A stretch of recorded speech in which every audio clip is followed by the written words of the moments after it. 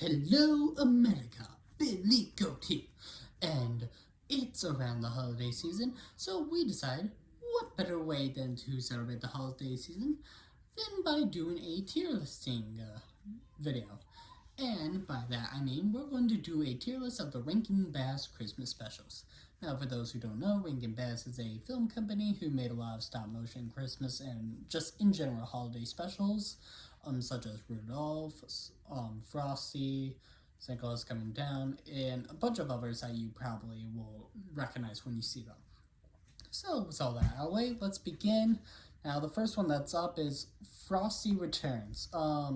So this is a sequel to the original Frosty the Snowman film, and I remember watching this one. I guess there's in total 3 Frosty the Snowman, maybe 4.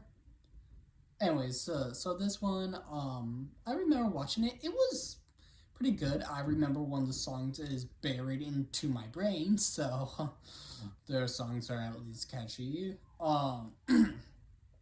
Actually, I think this one didn't have that many songs. I think it was like maybe just one, but it was a very catchy tune. It was a pretty straightforward plot. Basically, some guys trying to stop winter from coming, and they have to convince them, no, don't. So, but yeah, the plot was pretty straightforward. Or not, probably not as much of a classic as the other ones are. So I'm just going to put it in C tier. It was still pretty decent, but just, not in the same range as, the OGs. Speaking of the OGs, we got the first Frosty the Snowman film. Oh my gosh, sorry guys, it's kind of hard to work a mouse when you don't really have that many hands. So you might see me put it in areas that I don't mean to put it in. So anyways, Frosty the Snowman, that is by a mile S tier, just because of what a classic it is. And not only that, it was one of the very few Rankin Bass specials to be 2D animated, so it was also a nice change of pace. Also, it's just like the story was charming, the character designs were charming. I remember I was first a little traumatized when Santa gets to the greenhouse and you just see Frosty's melted body on the ground. That I just remember getting a little tear jerked by that. But aside from that, it was a pretty decent plot. Charming story, like all the other ones. They're all short and sweet and straight to the point. Next up, Jack Frost. I remember watching this one once, and I loved it personally. And the songs were very nice. They were very catchy. It was like a bit more, I don't know, like all the other ones have like a story or like an adventure to it. But like Jack Frost was like a bit more story driven. It was it was a lot more fantasy, kind of like it seemed like it had like an actual antagonist and like I don't know, an adventurous overtone, because that's kind of what because if you've seen our Blaze film or Prince Jack stop motion, you know that one of the antagonists has a quick little villain song. That is actually the villain song from Jack Frost, because Blaze Skyblaster saw it was pretty good. In fact, a lot of like the villain songs, like the Skin Takers villain song in his debut appearance, that is also like a instrumental or cover.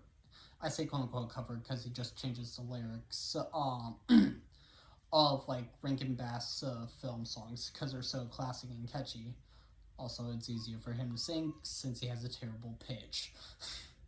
So yeah, Jack Frost, I also put that to S here because like also the ending, like also spoilers for some of these, but but it's not that deep, chill. Um Jack Frost also like was like had a bit of a bittersweet ending compared to the other ones. Because like Frosty, you know you're going to see him again because they need to merchandise the heck out of him.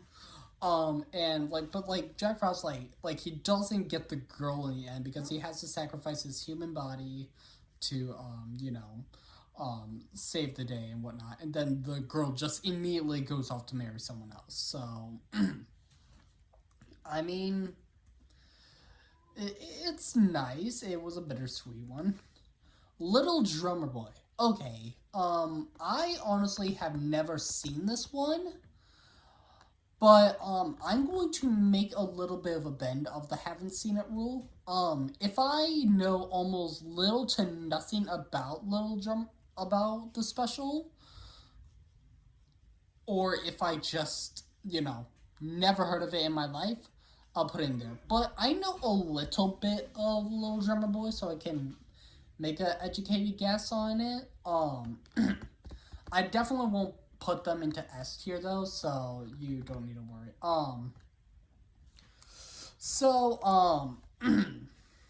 Little Drummer Boy, aka the Rankin Bass special that confirmed that Jesus exists in their universe. The songs were nice. Again, as I mentioned earlier, some of the songs that are used in Blaze films have instrumental covers from Rankin Bass specials, and same goes for the Skin Taker scene. It's like a charming premise, I guess. A bit heartbreaking that like the main villain just pretty much strips this boy of everything that he has, and he's still happy since he has his drum. So it's a nice, cute little ending. B tier because again I can't put it into S tier because I don't. And then what the heck is this? The Heat Miser and Snow Miser spinoff. Oh no. We ain't doing this. You do not exist. You don't I haven't even seen it, but you do not deserve to just stay in I haven't seen it. You deserve to die in a fire. No.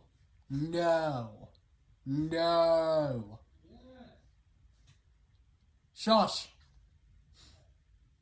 Next up, Frosty's Winter Wonderland. Haven't seen it, so I'm just gonna put it there. All I know is that this was the special that debuted Jack Frost as like an antagonistic character, apparently. So you get that. Yeah, sorry if I don't have too much to say. It's also been a little while since I've seen some of these. But I still want to try to be fair with some of them. So some of the information might be the same. The year was out of Santa Claus, aka the one that introduced the abomination that you see at the bottom right there.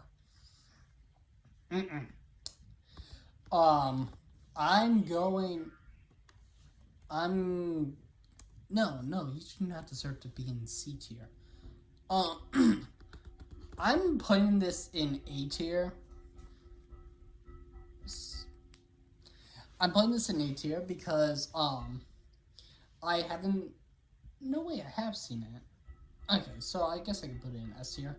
The music slaps because there's a reason that those little buggers that are at the bottom got a spin-off, no matter if they should have gotten it or not.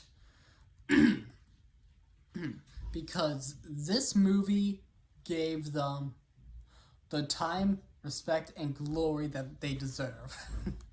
The songs slap, the premise slaps. Like, name one of a... No, actually, no. There's probably quite a few.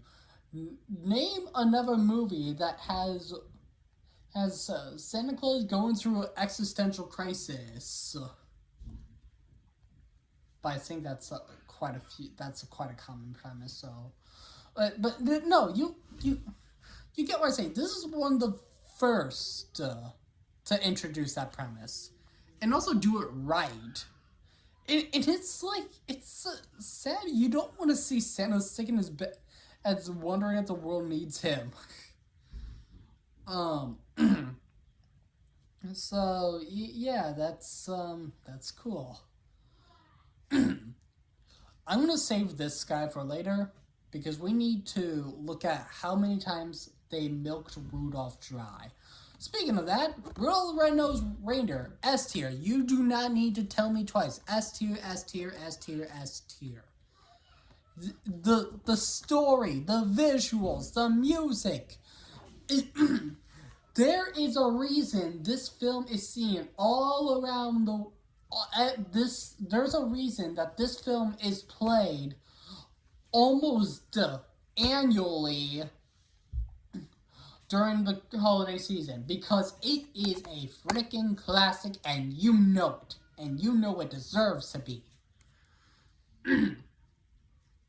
Almost all of these, though, would deserve to go into S tier, but I also have to be a little biased sometimes. But no, this movie, no, you go right up there, my friend. You deserve to go all the way right up there. Because you're the one that started it all.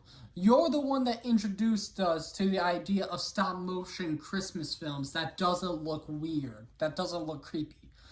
I mean, honestly, no, actually, I lied. Because when you look at characters in the stop motion, their shocked faces are creepy to me. Okay, anyways, no, go down. Rudolph's Shiny New Year. So yeah, I've also seen this once. I'm going to put this, in C tier. I'm gonna put it a little bit. I'm gonna put it a bit higher than Frosty Returns because Frosty Returns, it's also in C tier because again the premise is like fairly plain. There's not too much going on. Real Shiny New Year, it has a fairly interesting premise that could be done. However, it's mixing a Christmas movie with a New Year's movie with a creepy mascot, New Year Baby. Did you know that New Year's Eve had a mascot apparently? Well, apparently it's a baby. And this baby has Dumbo ears. So, and it's weird. It involves time travel, I think, since it's a New Year's baby. And then there's this vulture who's bound to die once the year ends, so he's trying to abduct this child. I don't know how to feel about this film. You get Ben Franklin, a knight, and some weird whale all in one film. It's, I mean, I guess it's nice that, like, Rudolph also, talks, is still reminded of his roots, like, his humble beginning of being mocked.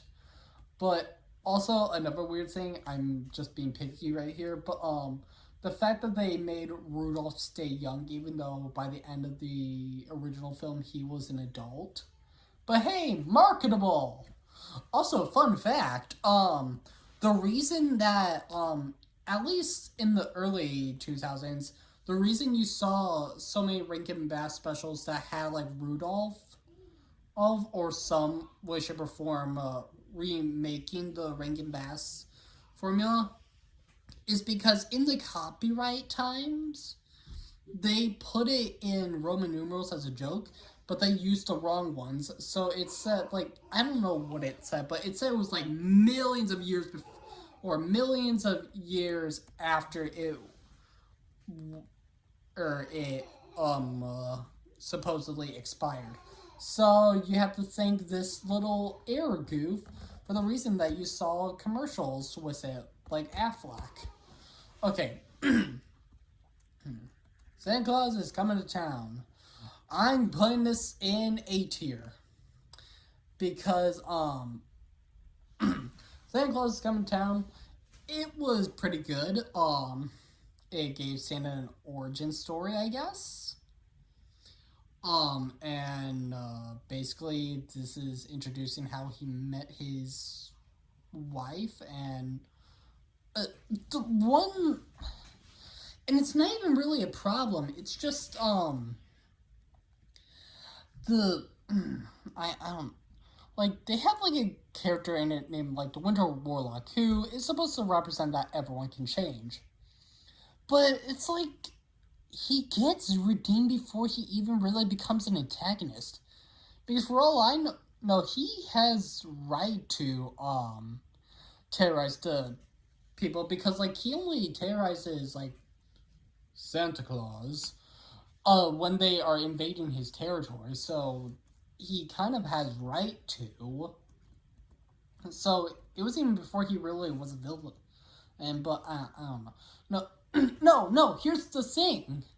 They make it where it's like anyone can be redeemed, except the bad guy of the film. Yeah, like the Burgermeister dude. He doesn't get redeemed. He just dies off and falls out of power.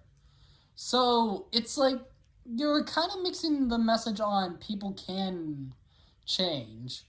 People can start to custom. And there's even like a scene like where they hint at the idea that Burgermeister could have a good side, because like Chris like hands him a yo-yo for him to play with while he sneaks off, and it's only until his henchmen remind him that he's breaking his own rules that like he goes back to being grouchy. So it's like it has a little bit of a mixed mold. Can people change or can people not?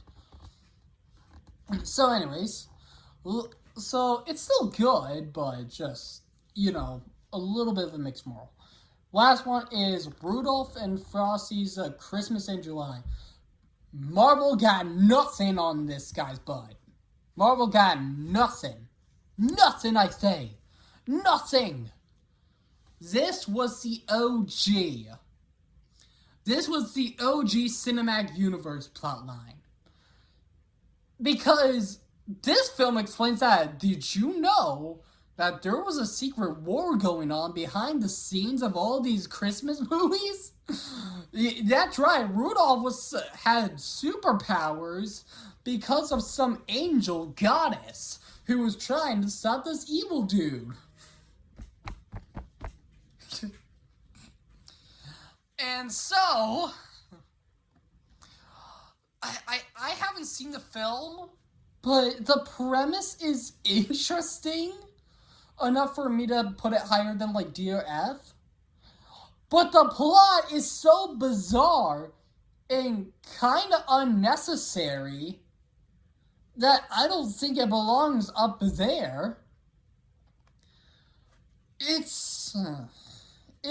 Also, this was the first film to kill off the antagonist. The antagonist actually like melts away. So, yeah, this had a very confusing plot. But, nonetheless, it was a pretty good film, just not my taste. And look, there's nothing in Dear F. None of these Rankin Bass films are bad, except for the spin-off. Screw you! Well, that wraps up today's little tier list. If you like what you saw, leave a like and subscribe. Thanks very much for watching, and we'll see you guys in the flippy flops. Bye-bye! Now, how do I turn this off?